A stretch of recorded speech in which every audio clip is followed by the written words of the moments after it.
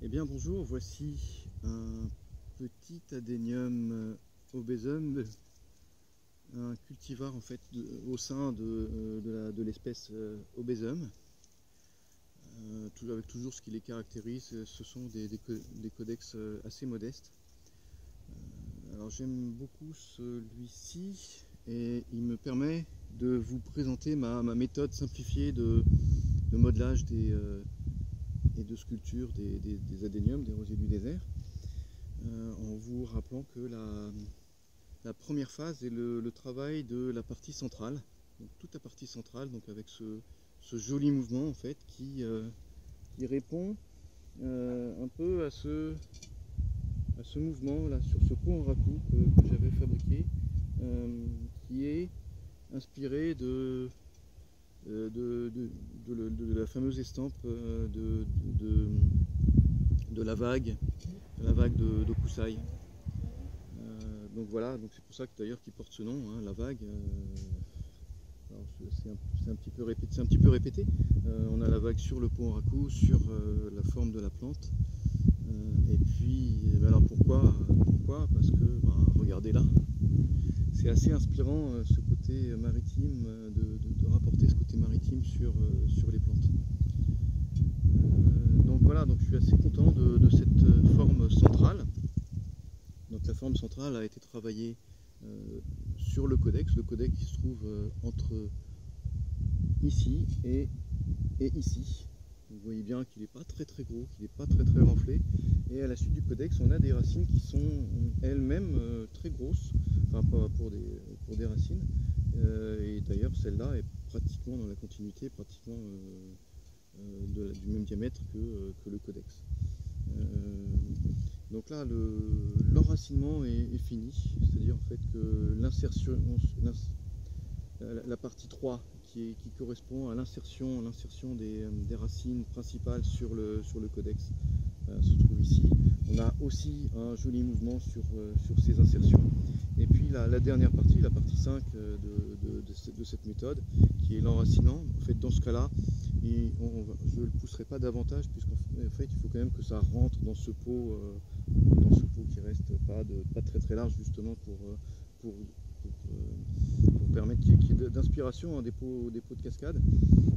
Mais ça donne ce mouvement d'instabilité, cette espèce de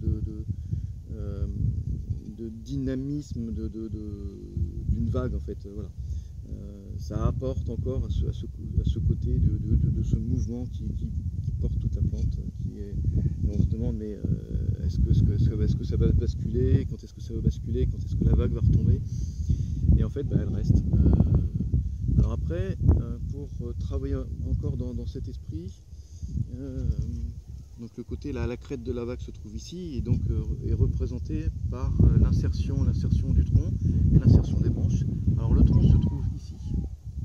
Ici, je vais le montrer à cette caméra. Le tronc, son insertion est ici et on a deux branches qui partent latéralement, qui ont été gardées avant. Il y avait bien davantage de branches, hein, qui ont été gardées à un certain moment pour permettre la fabrication de la partie centrale.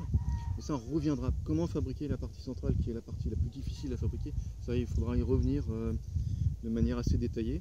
Là, je vous montre un peu ce qui va en être de la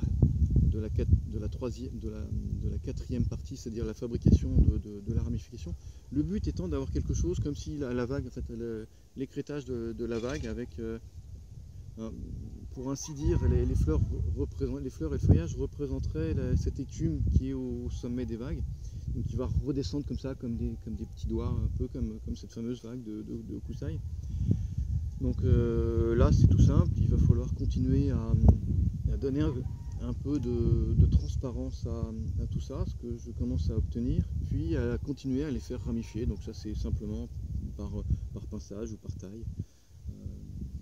Voilà, donc ça c'est une plante donc qui va rester dans ces dimensions là. C'est son pot définitif, c'est sa forme définitive. Les 4 premières phases de ma méthode sont finies. Il reste vraiment pas grand chose à faire là. En fait on pourrait même dire que c'est fini, puisque après ça va représenter tout le temps de travailler par pinçage en fait, ce qui correspond à un entretien, à une une taille d'entretien. Voilà, donc cette plante que j'aime beaucoup parce qu'elle a beaucoup de caractère est quand même une bonne illustration de cette méthode, de ma méthode simplifiée là, de sculpture des adéniums, des rosiers du désert.